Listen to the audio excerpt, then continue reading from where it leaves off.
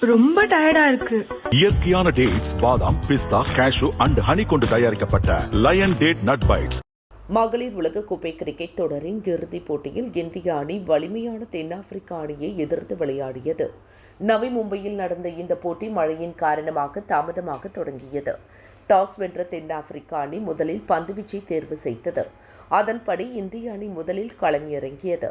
அணியின் ஸ்கோர் 104 ரன்களை எட்டிய போது ஸ்மிருதி மந்தனா 45 ரன்னில் அவுட் ஆகி ஏமாற்றம் அளித்தார். மறுமுனையில் சிறப்பாக ஆடிய ஷபாலி வர்மா சதம் அடிப்பார் என்று எதிர்பார்க்கப்பட்டது. ஆனால் 87 ரன்னில் அவுட் ஆனார். இறுதியில் இந்திய அணி 50 ஓவர்கள் முடிவில் 7 விக்கெட் இழப்பிற்கு 298 ரன் குவித்தது. 298 ரன்களை இலக்காக கொண்டு விளையாடிய தென்னாப்பிரிக்க அணி நிதான ஆட்டத்தை வெளிப்படுத்தியது.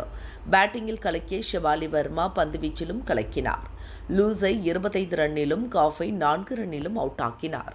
தென்னாப்பிரிக்க அணி 45.3 ஓவர்கள் முடிவில் அனைத்து விக்கெட்டுகளையும் இழந்து 246 ரன்கள் எடுத்து 52 ரன் வித்தியாசத்தில் தோல்வியடைந்தது.